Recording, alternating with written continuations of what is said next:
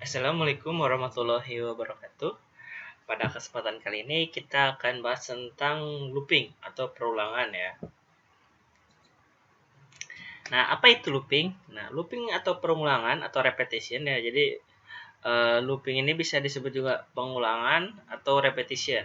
Adalah instruksi yang dapat mengulangi pelaksanaan sederetan instruksi lain. Jadi di mana kita bisa mengulang instruksi ya, instruksi yang kita inginkan gitu. Jadi terkadang kita supaya lebih mudah kita butuh mengulang sesuatu ya. Jadi mengulang instruksi-instruksi atau algoritma-algoritma yang kita ingin ulang-ulang bekerjanya. Jadi kita tidak perlu mengulis kodenya berulang-ulang, cukup menggunakan algoritma dari looping atau pengulangan atau repetition. Jadi itu aja penjelasannya, instruksi yang dapat mengulangi pelaksanaan sederetan instruksi lain berulang kali sesuai dengan persyaratan yang ditentukan. Jadi di dalam Python sendiri nanti ada syaratnya. Jadi kapan dia diulang dan kapan dia tidak diulang gitu. Jadi yang namanya perulangan itu harus berhenti yang baik ya. Jadi pengulangan yang baik itu harus tahu kapan mereka berhenti ya. Jadi ada kondisi di mana perulangan itu berhenti. Emang ada perulangan tidak berhenti ya? Tiba akan dicontohkan ya. Jadi pengulangan yang baik harus memiliki kondisi berhenti ya. Jadi ada sederetan syarat juga nanti ya. Ada syarat-syarat yang kita berikan kepada instruksi kita agar perulangannya bisa berjalan dengan baik ya. Jadi nggak bisa ngasal juga bikin perulangan. Ya, struktur instruksi perulangan pada dasarnya terdiri atas pertama ada kondisi perulangan. Jadi kapan dia akan diulang ya. Kondisi yang harus dipenuhi agar perulangan dapat terjadi. Terus ada body atau badan atau bagian yang diulang atau instruksi-instruksi yang diulang ya pelaksanaannya. Kemudian ada pencacah atau counter perulangan. Nah, ini adalah pemberhenti ya. Biasanya disebut juga kadang ada yang menyebutnya sebagai terminator ya. Jadi terminator perulangan ya. Jadi counter ini adalah sebagai instruksi yang ditujukan untuk menghentikan perulangan nantinya ya. Jadi biasanya nilainya ini akan mendekati kondisi di mana si perulangan itu harus berhenti. Jadi bukan menjauhi ya. Jadi counter ini harus memiliki acuan atau tujuan ya, di mana tujuan akhirnya itu supaya perulangan berhenti. Ya, jadi supaya tidak infinite loop atau perulangan tidak berhenti. Ya, jadi ini adalah counter pencacah ya. Bertujuan ya nih, nilainya terus berubah agar perulangan dapat terjadi, akhirnya membatasi jumlah perulangan yang dapat dilaksanakan. Jadi di sini batasnya ya, batas perulangannya. Nah, ini adalah perulangan-perulangan yang akan kita bahas hari ini ya, yaitu ada perulangan for, perulangan while, dan perulangan bersyarat atau nested loop ya. Jadi perulangan for ini adalah perulangan yang mengerjakan bagian penyertaan yang sama secara berulang-ulang berdasarkan syarat atau kondisi yang ditentukan. Jadi maksud dari pernyataan ini adalah nanti ketika perulangan for kita buat nih syarat perulangannya. Jadi kondisi perulangannya dan berapa banyak tuh. Jadi kondisi ulangannya lengkap di sini ya. Jadi kita bisa mendeskripsikan semua jenis dari nilai awal dari counternya, kemudian kapan diulang, sampai kapan diulang, dan counternya berapa perhitungannya, sehingga kita bisa deskripsikan nih dari for ini berapa jumlah langkah dalam perulangan tersebut ya.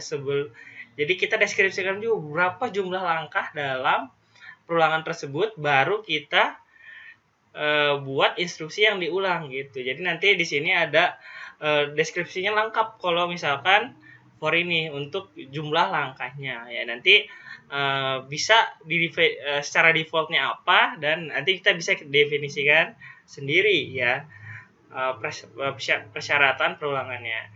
Nah, kalau misalkan while ini adalah perulangan yang mengerjakan sejumlah perintah selama kondisinya bernilai benar. Nanti di sini biasa juga disebut dengan leading decision loop.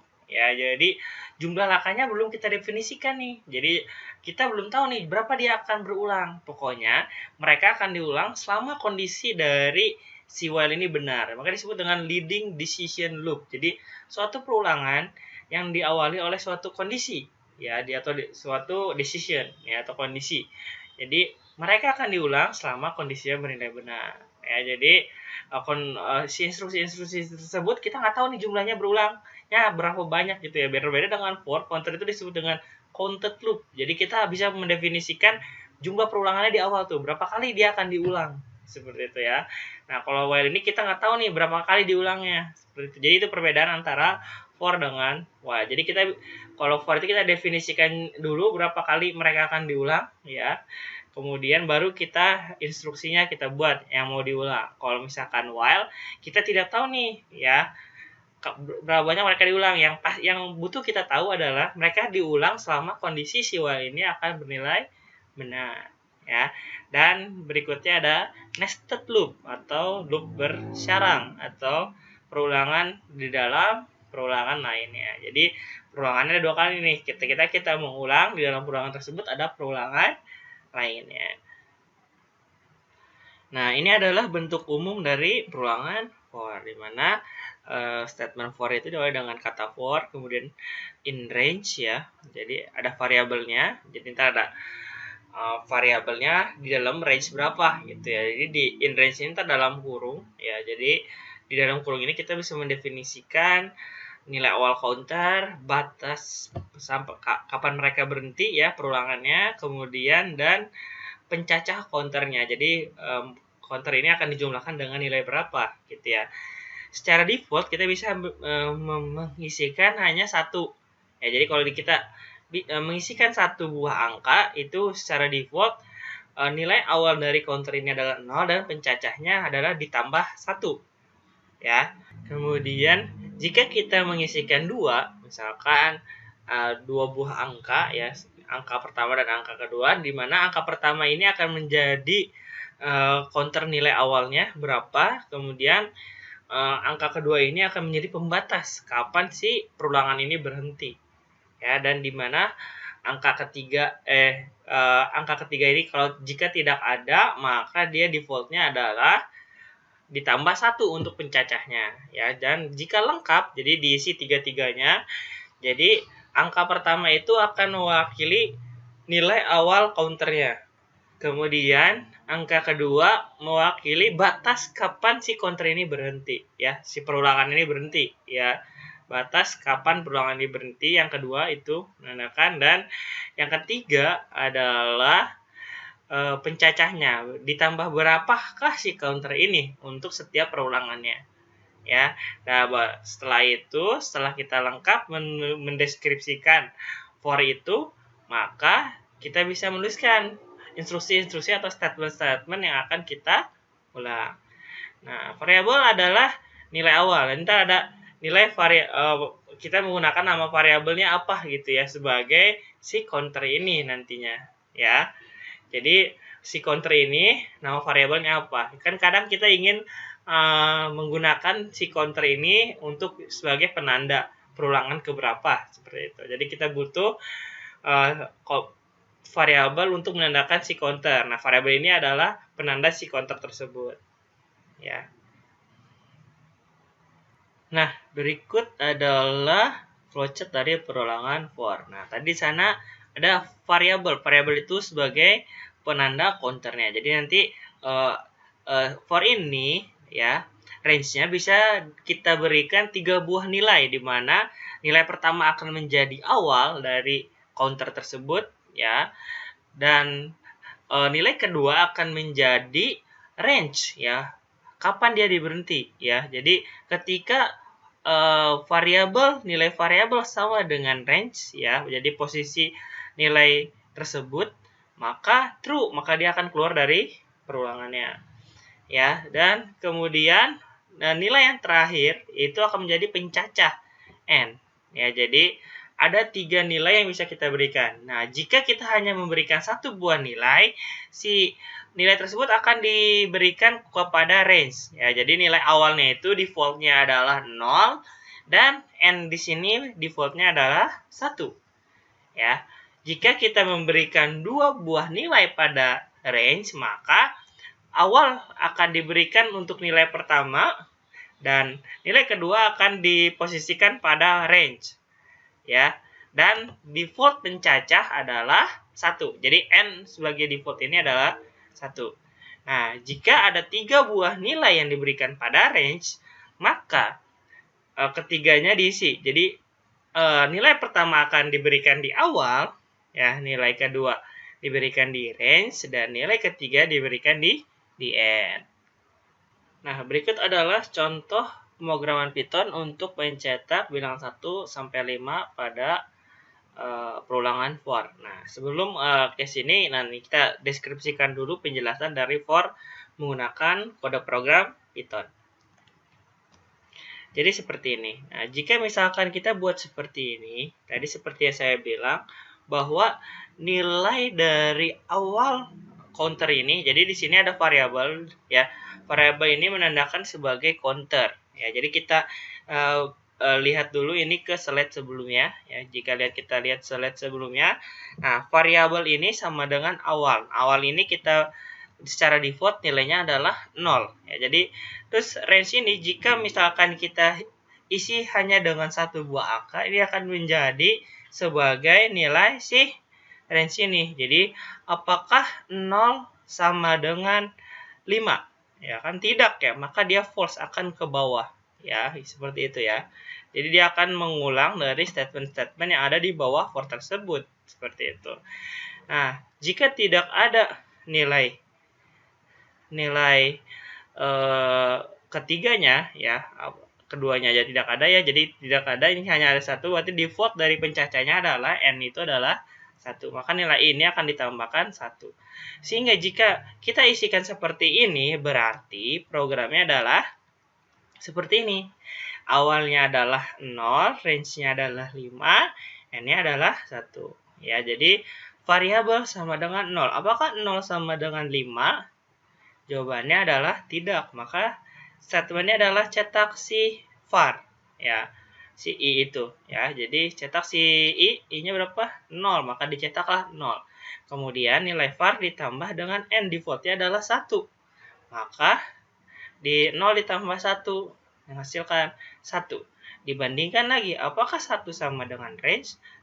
Apakah 1 sama dengan 5? Tidak, maka dicetak nih.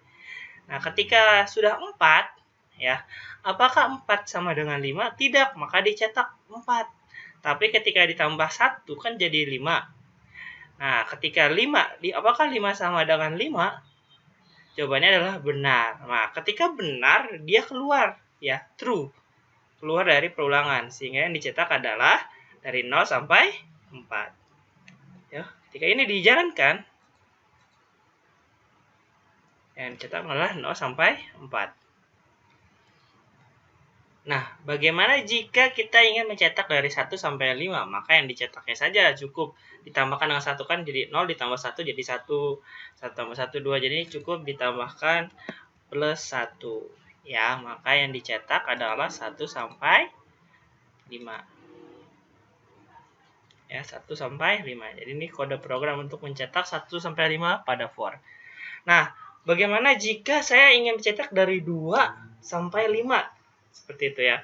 Maka ini kita bisa definisikan awalnya tidak dari 0 tapi dari 1. Maka 1, nah, berhentinya tetap di 4, ya. Jadi karena akan dicetak ditambah 1, maka ini kita hentikan di 4. Ya, jadi ketika ini dijalankan, maka yang dicetak adalah dari 2 sampai 5. Nah, bagaimana jika kita ingin mencetak bilangan ganjil saja? Jadi 1, 3, dan di bawah 10 misalkan. Jadi batasnya kita ganti menjadi 10, ya. Atau 10. Ya. Kemudian kita berikan perjumlahan sebanyak 2 seperti ini. Jadi dia akan berhenti, atau ini sama dengan 11, ya. Jadi dia akan berhenti di 11. Jadi dia akan dicetak hanya dari 1 sampai 9. Ya, ketika kita cetak ini, maka yang dicetak adalah dari 1 sampai 9, ya. Nah, bagaimana jika kita ingin descending? Ya, jadi kita ingin dicetak dari 11 hingga 1 gitu, ya. Jadi 11 hingga 1. Maka cetakannya adalah descending. Nah, ini bisa kita nilai awalnya kita rubah jadi 11 berakhir di min 1 misalkan ya. Nah, ininya min 2. Seperti itu. Jadi ketika min 1 dia berhenti atau tidak dicetak. Ya, jadi karena kita yang mencetak dari 11 sampai 1 kan ketika 1 dikurang 2 hasilnya adalah min 1. Mas, min 1-nya ini berhenti, tidak perlu dicetak. Maka kita tulisnya seperti ini, ya. Jadi seperti itu. Ya, jadi 11, 9, 7, 5, 3, 1. Nah, itu adalah perulangan for, ya. Nah, nilai I ini ketika kita rubah apapun di sini tidak seperti C++ maupun Java dan lain-lain dan sejenisnya. Ketika kita rubah nilai variabel counter di dalam perulangan, maka counternya pun akan ikut berubah, ya. Jadi counternya pun akan ikut berubah ketika masuk ke dalam kondisi. Berbeda dengan itu di Python ini, ketika kita rubah nilai I-nya sekalipun, ya, jadi kita rubah I-nya sekalipun, dia akan kembali ke track dari counter sebelumnya. Jadi perubahan pada perulangan tidak mempengaruhi counter perhitungan, ya. Jadi ketika kita sudah definisikan bahwa dari 11 sampai 1 seperti ini dengan kelipatan 22, dia tidak akan berpengaruh terhadap perubahan lainnya, ya. Jadi walaupun kita rubah seperti apapun, misalkan kita rubah nih I sama dengan 5 seperti ini, ya. Seharusnya kalau misalkan kita menggunakan C++ atau Java, kondisi perulangan seperti ini akan menghasilkan looping tak terbatas, ya. Kenapa demikian? Karena I-nya akan selalu berubah menjadi 5. Dan 5 itu belum sampai minus 1, ya, dan akan terus berulang seperti itu, ya. Nah, berbeda dengan demikian, ini tidak mempengaruhi proses perhitungan counter, ya. Jadi proses perhitungan counter dan proses pengolahan data counter tersebut dibuat secara terpisah, sehingga ketika kita rubah nilai si counter ini, dia tidak mempengaruhi perulangan, jumlahnya akan tetap, ya. Jadi ketika kita ini kitaran, hasilnya tetap dari yang dicetak dari 11 sampai 1, ya. Jadi tidak infinite loop, ya, seperti itu. Itu perulangan for, ya. Nanti untuk jika ada pertanyaan, ya, bisa ditanyakan di WhatsApp group maupun di e-learning.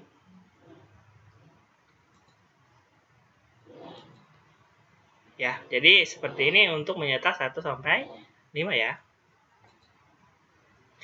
Berikutnya adalah perulangan while. Nah, berbeda dengan for tadi, jadi for itu akan diulang selama kondisinya salah, ya. Jadi ketika false dia diulang, ya. Dan ketika true dia malah keluar dari perulangan. Jadi ketika si I atau si counter sama dengan nilai kondisinya, maka si perulangan itu dihentikan. Ya, jadi ketika kondisinya bernilai benar, maka dihentikan. Nah, kalau di while ini berbeda, ya. Jadi kebalikannya. Si while ini akan diulang selama kondisinya bernilai benar. Nah, ini yang perlu diperhatikan di while adalah while ini kita harus mendefinisikan counternya sendiri. Ya, jadi while ini tidak mendefinisikan counternya, sehingga jika tidak ada counter, ya, jadi atau terminator penghenti perulangan, maka si while ini akan berjalan tak terhingga, ya, akan dicetak selamanya, ya. Nah, berikut adalah kita akan coba menggunakan Python, ya, untuk perulangan while. Nah, seperti ini. Nah, misalkan seperti ini, ya, ini akan error, ya. Untuk berbeda dengan for, kalau for kita bisa mendeskripsikan hanya satu nilai, ya. Kenapa demikian? Karena counternya dan pencacahnya itu sudah nilai awal dan nilai counter pencacahnya itu sudah didefinisikan secara default. Nah, tapi kalau di while ini tidak bisa seperti itu. Kenapa demikian? Karena while ini tidak mendeskripsikan si nilai awal counter dan pencacahnya. Sehingga kalau misalkan kita hanya menuliskan seperti ini, dia akan error. ya. Jadi kalau misalkan ini dijalankan hasilnya error, ya, seperti itu. Dengan penjelasan bahwa name i tidak didefinisikan, ya, karena si nilai awal counternya ini tidak kita buat sehingga tidak definisikan. Ya, supaya dia bisa berjalan, ini kita harus mendefinisikan dulu nih nilai si i. Ya, misalkan kita buat i-nya sama dengan 0.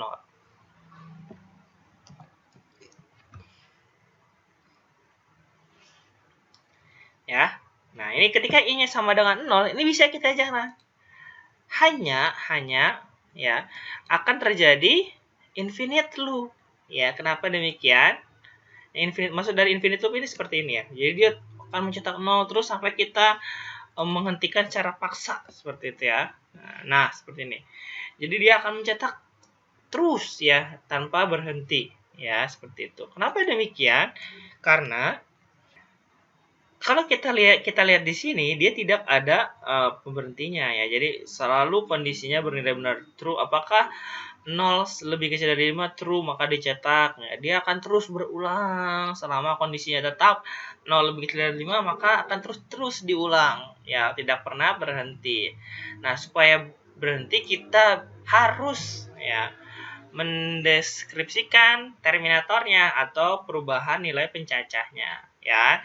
Jadi karena di sini lihat i awal adalah 0 dan akan berhenti jika kondisi while-nya salah. Berarti i-nya harus lebih besar sama dengan 5. Bagaimana cara supaya 0 ini bisa menjadi suatu nilai yang lebih besar sama dengan 5? Maka si i ini kita tambahkan dengan suatu nilai. Ya, misalkan setiap ada perulangan, nah posisinya kita nggak boleh pakai sama dengan.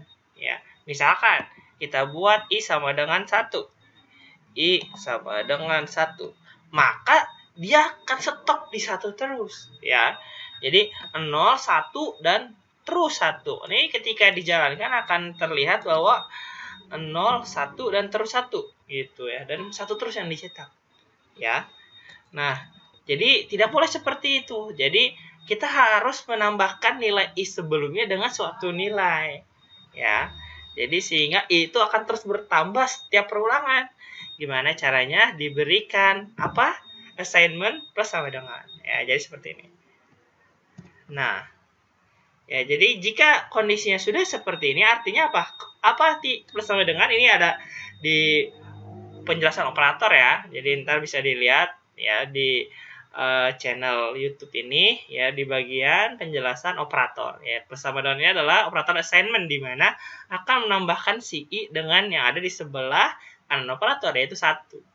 Ya, jadi i ditambah 1 artinya. Jadi i yang baru adalah i yang sebelumnya ditambah 1. Jadi dia akan selalu ditambahkan 1 ya. Jadi tidak menjadi 1 tapi ditambahkan dengan 1. Ya, berbeda dengan sama dengan 1 artinya berdiri menjadi 1. Kalau ini adalah ditambahkan dengan 1 ya. Nah, ini ketika kita jalankan hasilnya dia akan berhenti di 4 ya. Kenapa di 4? Karena ketika di 5 dia false. Apakah 5 lebih kecil dari 5? Tidak. Maka tidak dicetak ketika di 5. Maka yang dicetak adalah dari 0 sampai 4. Nah, seperti itu ya. Jadi itu adalah perulangan struktur yang benar untuk perulangan while seperti ini. Jadi kita harus mendefinisikan nilai counter awal. Ya, jadi definisikan dulu counternya, nilai awalnya berapa, kemudian kapan dia diulang, yaitu di dalam while-nya, dan di dalam isi while tersebut harus ada pemberhenti. Ya, jadi pemberhenti ini, terminator ini, sebenarnya kalau dalam while tidak hanya bisa menggunakan bercacah, nanti di belakang kita akan menjelaskan ada yang namanya break. Jadi berhenti ini bisa juga tidak menggunakan counter, ya, counter pencacah, tapi bisa juga menggunakan break. Jadi terminatornya adalah si break ini sendiri. Ya. Yuk, kita lanjut slide-nya.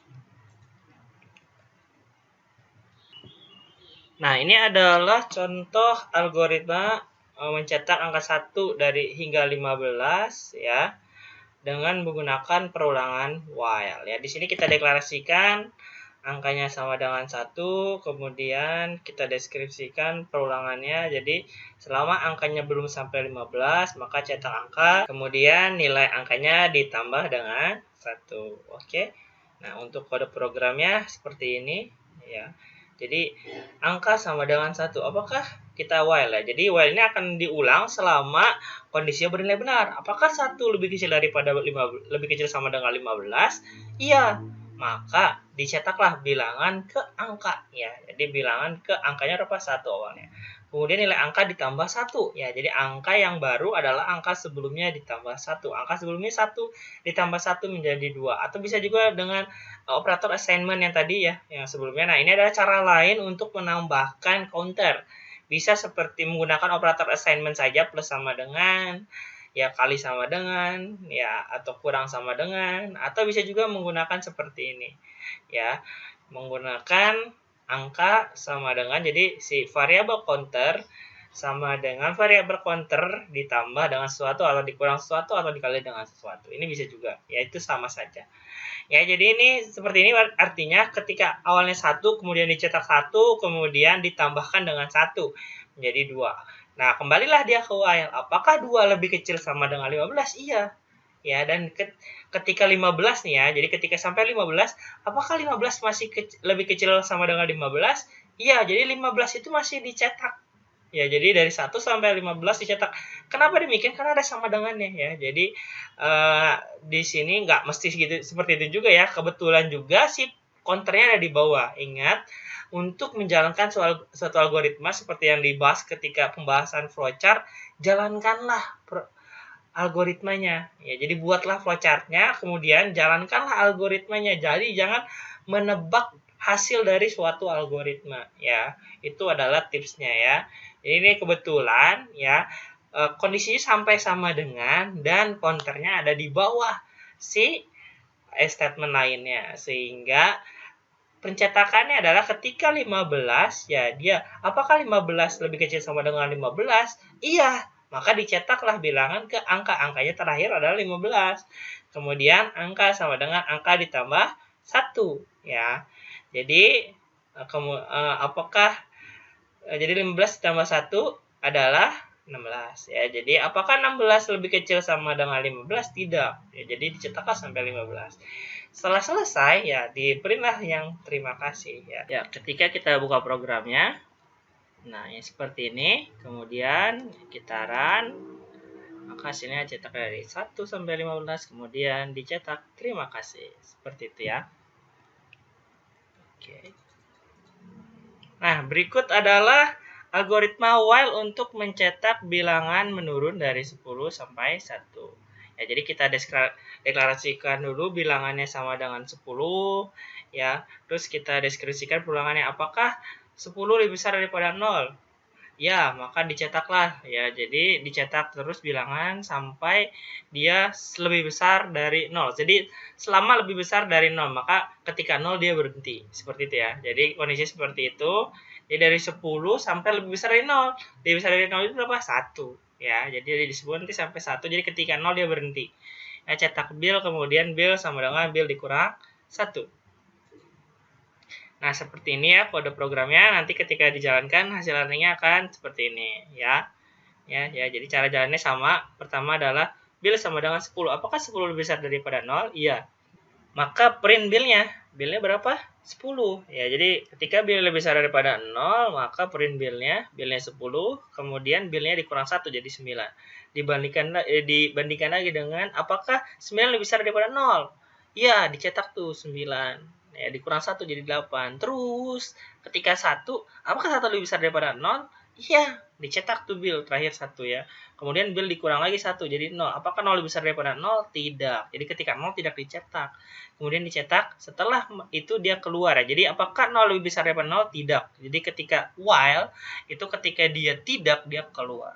Ya, kemudian dicetak hasilnya adalah print mencetak bilangan secara menurun. Jadi ntar dicetak juga ini seperti ini. Ya, hasilnya akan menjadi seperti ini. Oke. Next. Nah, berikut adalah perintah break, di mana break ini berfungsi untuk keluar dari loop. Jadi dia adalah sebuah fungsi terminator paksaan. Ya, jadi berfungsi untuk menghentikan perulangan secara paksa walaupun kondisinya masih terpenuhi untuk berulang. Ya, jadi dia akan memaksa secara paksa untuk keluar dari perulangan. Ya, itu adalah break ya. Jadi, misalkan contohnya seperti apa ya? Seperti ini misalkan. Jadi ini misalkan ada perulangan seperti ini. Awalnya kita berniat untuk mencetak dari seperti ini ya, dari 0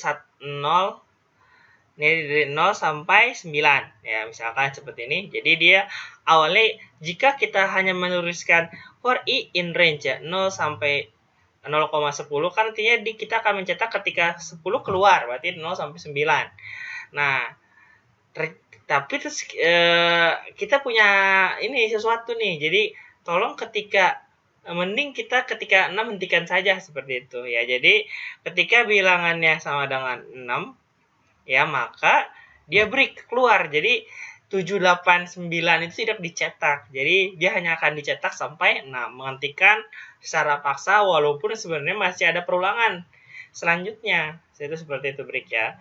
Nah, ini kalau kita jalankan hasilnya kita lihat ya. Ini kalau misalkan kita lihat juga ini kan hasil runningnya ya. Jadi hanya cetak dari 0 sampai 6 ya. Ini kalau kita lihat ya, ini ya hasilnya adalah 0 sampai 6 saja ya. Nah, seperti itu ya. Jadi ini hasil runningnya ya, seperti itu. Nah, jadi ini adalah contoh lain dari break ya. Jadi ini menentukan bilangan prima atau tidak ya. Jadi input bilangan pertama ya. Jadi bilangannya kita inputkan, masukkan bilangan berapa, kemudian kita bandingkan apakah lebih besar dari 1 ya. Jadi hanya akan diulang karena 1 dan bukan 1 itu bukan bilangan 1 dan kurang dari 1 itu bukan bilangan prima. Jadi kita bandingkan apakah lebih besar dari 1 dulu ya, karena bilangan prima itu harus lebih besar dari 1 ya, karena kalau minus itu kan perkalian antara min 1 dan sekian ya. Jadi bilangan prima itu jadi dimulai dari 2 ya. Jadi dimulai dari 2, jadi harus lebih besar dari 1 ya, makanya kita dicek dulu nih ya. Terus kemudian kita ulang dia dari 2 sampai bilangan. Jadi ingat, yang namanya bilangan prima adalah bilangan yang hanya bisa dibagi dengan 1 dan dirinya sendiri.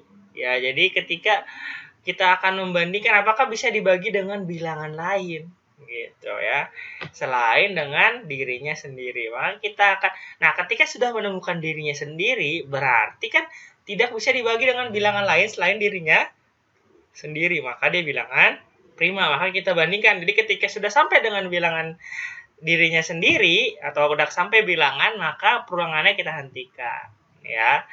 Nah, ini juga bisa kita force close ya, atau force stop ya, atau kita hentikan perulangannya secara paksa menggunakan break. Jadi ketika kita menemukan sesuatu yang bisa membagi dirinya, kita break ya, yang berarti bahwa bilangan tersebut bukan bilangan prima. Seperti jadi kita bagi terus dia dengan semua bilangan selain 1 dengan dirinya ya. Jadi ketika bertemu suatu pembagi yang bisa membagi si bilangan tersebut, maka dia bukan bilangan prima. Jadi tidak perlu dilanjutkan karena kita sudah tahu bahwa dia bukan bilangan prima. Jadi seperti itu ya.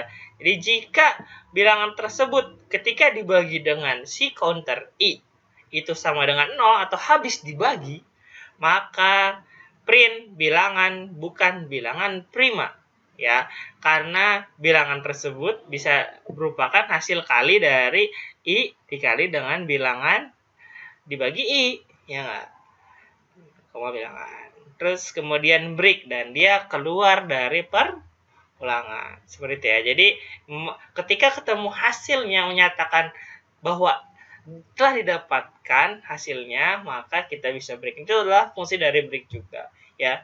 Ya, pada umumnya break ini lebih umum digunakan di while sebenarnya ya. Jadi karena jumlah langkah dari while itu kan tidak tertentu ya. Jadi kita tidak tahu kapan dia berhenti, yang penting kondisinya terpenuhi seperti itu ya. Jadi bisa juga menggunakan break salah satu penyelesaian permasalahan dari kondisi tersebut ya. Nah, kalau ini kan kalau for itu kan lebih terarah, terukur kan jumlah langkahnya ya. Nah, tapi biasanya jadi begini ya, lebih umum ya. Untuk program-program yang lebih ke depannya nanti lebih umum digunakan di while. Seperti itu. Itu untuk break. Berikut adalah perintah continue. Jadi continue ini adalah mengskip ya atau mengulangi untuk atau meniadakan bagian itu saja. Jadi dia akan meniadakan suatu perulangan ya pada hanya saat continue itu ditentukan ya. Jadi ketika ada kondisi memiliki continue berarti pada saat continue itu perulangan dianggap tidak ada gitu ya. Jadi dianggap seolah-olah bahwa bagian itu tidak ada perulangan. Padahal sebenarnya ada gitu. Jadi biasanya digunakan untuk men-skip ya atau meninggalkan beberapa bagian pada perulangan ya. Biasanya itu jadi misalkan kita tidak ingin mencetak pada perulangan kelima saja gitu. Jadi itu bisa. Jadi if counter sama dengan 5 maka continue, berarti ya untuk bagian 5 dia continue. Tapi jadi continue ini jangan sampai terjadi di seluruh kondisi. Yang terjadi adalah si perulangannya tidak ngapa-ngapain seperti itu ya. Misalkan kita contohkan dengan program yang sebelumnya. Nah, jadi misalkan seperti ini ya. Ini kan tadi kita mencetak dari 11 hingga 1. Ya, misalnya kita run lagi dulu ya. Run modul. Nah, akan mencetak dari 11 sampai 1 ya. Ini satunya i-nya ini tidak bermanfaat sebenarnya. Ya tadi sudah mendeskripsikan yang lain. Nah, misalkan nih, ya jadi kan mencetak bilangan ganjil dari 11 sampai 1. Misalkan saya tidak mau mencetak hanya 7 saja gitu ya. Tapi jangan sampai seperti ini. Jadi jangan sampai si continue ini berjalan di semua kondisi ya. Misalkan continue ya. Jadi kalau seperti ini dia tidak mencetak apa-apa ya. Jadi karena setiap bagian di skip ya. Jadi tidak menghasilkan apa-apa ya. Nah, jadi misalkan saya tidak ingin mencetak 7. Jadi hanya mencetak 11, 9, 5 gitu ya. Jadi tidak 7-nya dilewat gitu. Maka kita buat kondisi tambahan yaitu adalah if ya i sama dengan 7 kita continue ya. Jadi posisikan continue di dalam if. Jadi kita kasih tab satu kali lagi. Ya, ini ketika dijalankan maka si 7 tidak tercetak ya. Nah, ada bahayanya penggunaan continue yaitu adalah ketika kalian mengcontinue di while ya. Kalau mengcontinue di while pastikan bahwa counter kalian tidak terkena continue ya. Kenapa demikian? Jika counternya terkena continue maka dia akan ngeloop ya. Jadi ngeloop permanen ya. Jadi karena si counter tidak bertambah-tambah gitu. Karena dia tidak akan dieksekusi. Jadi pastikan counter ini berada di atas continue sehingga tidak terkena ya. Jadi untuk perulangan while itu ini harus berhati-hati ya. Contoh misalkan ya yang terkena counter yang terkena continue ya. Jadi sehingga tidak akan bergerak seperti ini. Contohnya misalkan ini. Misalkan ini adalah contoh counter yang terkena continue ya. Nah, misalnya kita lihat di sini si counter ini kan counternya ya, dia berada di bawah continue. Maka apa yang terjadi? Dia akan berhenti di sebelum continue dicetak ya. Sebelum continue berada udah berhenti saja, dia tidak bergerak gitu ya. Nah, ini kedap-kedip dia tidak selesai programnya. Begitu aja kedap-kedip gitu ya. Nah, untuk menghentikan ini pastikan si counter ini ya berada di atas continue. Maka ini si counter seperti ini ya.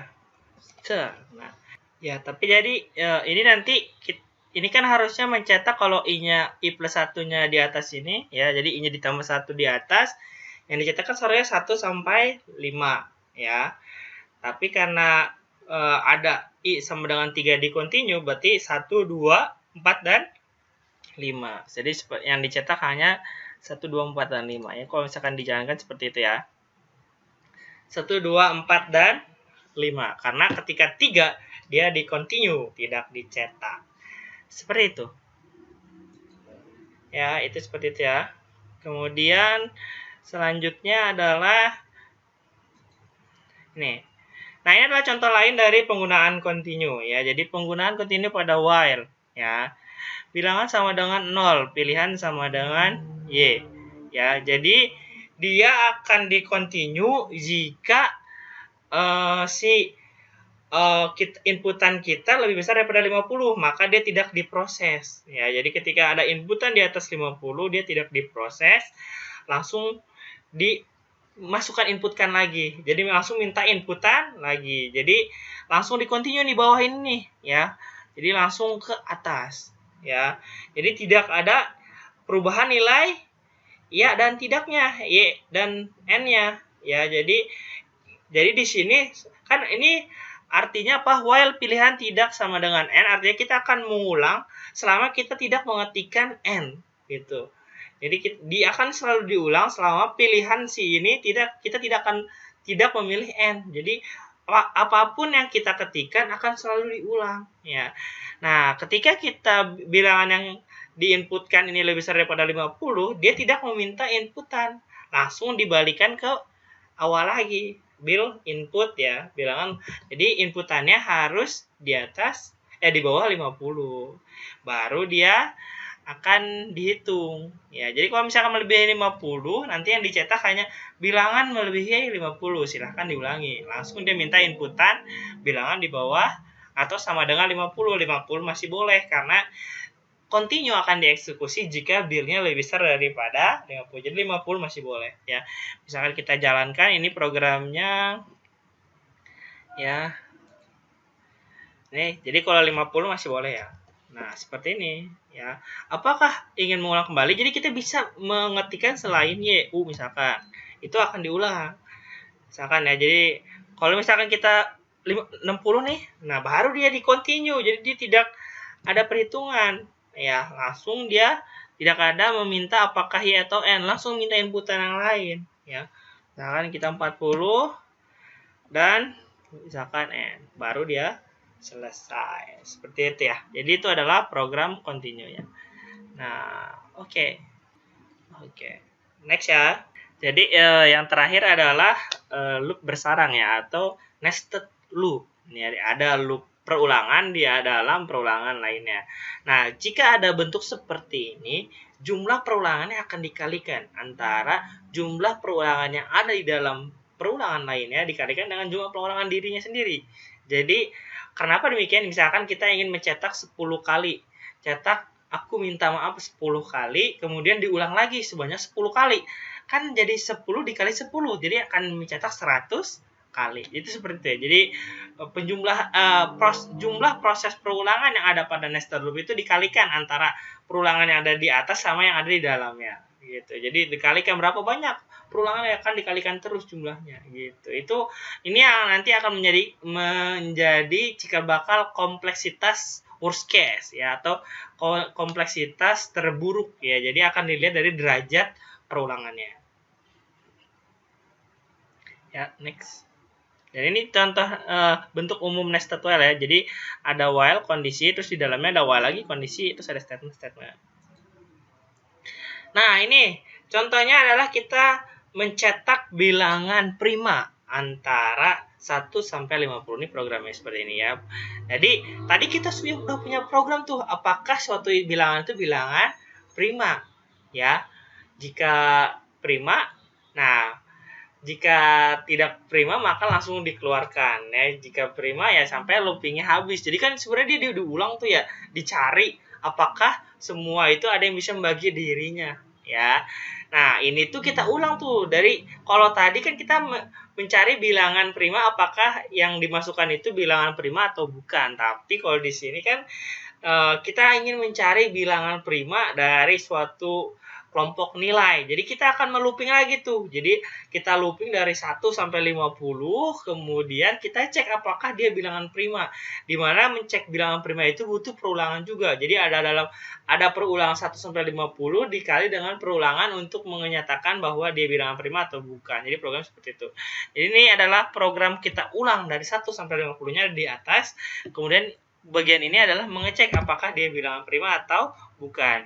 Ingat, jika dia sudah selesai, ini di break aja ya. Jadi dia akan dicetak ini ketika si J ini lebih besar daripada I dibagi J ya, maka posisinya adalah bilangan prima seperti itu ya. Jadi ini jadi semuanya tidak ada yang bisa membagi dirinya. Jadi ketika semua tidak ada yang bisa membagi, misalkan 2 nih, I-nya 2, apakah 2 lebih kecil daripada 50? Iya, tentu coba J-nya juga 2 ya. Apakah 2 lebih kecil sama dengan I bagi J ya. Jadi apakah 2 ya, J-nya 2 lebih kecil sama dengan I-nya 2 dibagi 2 lebih kecil sama dengan 1? Tidak ya. Langsung selesai berarti ya. Apakah 2 lebih besar dari I dibagi J? Apakah 2 lebih besar daripada 1? Iya, maka print I adalah bilangan prima, maka 2 adalah bilangan prima. Kemudian I-nya ditambah 1. Tadinya 2 menjadi 3. Dibanding apakah 3 lebih kecil dari 50? Iya, J sama dengan 2. Dibandingkan lagi, maka 3 juga kalau dimasukkan ke sini, apakah pertama nih, apakah 2 sama dengan 1,5 ya? Lebih kecil dan tidak juga kan? Maka dibanding apakah 2 lebih besar dari 1,5? Iya, maka bilangan prima. 4 pasti bukan bilangan prima ya. Kenapa coba? Coba kita coba 4 misalkan ya. Ketika udah di I plus kan I-nya jadi 4 ya. Kemudian J sama dengan 2. Apakah J lebih kecil sama dengan, apakah 2 lebih kecil sama dengan I-nya kan? 4 dibagi J 2. Ya, apakah 4 lebih kecil sama, apakah 2 lebih kecil sama dengan 2? Iya. Ya. Terus jika misalkan I habis dibagi J, maksudnya gitu ya. Jadi jika I habis dibagi J maka berhenti. Ya, kemudian J ditambah 1 ya. Jadi terus dibandingkan apakah J 2 lebih besar dari I dibagi J 2 lebih besar dari 2? Tidak, maka dia tidak dicetak. Langsung seperti itu. Jadi dilewat posisi itu ya. Jadi ketika 4 dilewat. Nanti ketika 5 akan ada perulangan lagi mencari si prima ya. Jadi gitu ya. Jadi itu adalah perulangan di dalam perulangan lainnya. Jadi kalau misalkan kita jalankan seperti ini. Nah, jadi seperti ini ya. Nah, ini kan tadi ya, apakah 4% 2 itu maksudnya gitu ya. Jadi 4% 2 ya, kalau misalkan 4% 2 kan 0 ya. 0 dinotkan menjadi, maksudnya 0 itu false. False itu dinotkan jadi true. Maka break, dia berhenti nih perulangannya. Langsung I-nya ditambah 1 jadi 5. Seperti itu ya. Jadi ketika ada pembaginya, langsung aja break tuh perulangannya ya. Lanjutkan dengan perulangan yang ada di atasnya gitu ya. Jadi perulangannya di dalam ini langsung dihentikan ketika ada pembagi. Jadi bilangan primanya tidak dicetak. Seperti itu ya. Nah, ini jadi ketika dijalankan hasilnya adalah seperti ini. Ya, jadi seperti itu. Itu ya. Nah, itu adalah contoh dari perulangan dalam perulangan ya. Oke, nanti latihannya akan latihan-latihan lebih jelasnya akan dibahas di sesi berikutnya. Jadi untuk materi sekian, jangan lupa di-download slide-nya. Nanti di situ ada tugas juga, bisa dibaca. Jika ada pertanyaan mengenai tugas juga bisa ditanyakan di grup maupun di e-learning. Sekian pertemuan hari ini. Terima kasih atas perhatiannya. Mohon maaf jika banyak kesalahan kurangan. Wassalamualaikum warahmatullahi wabarakatuh.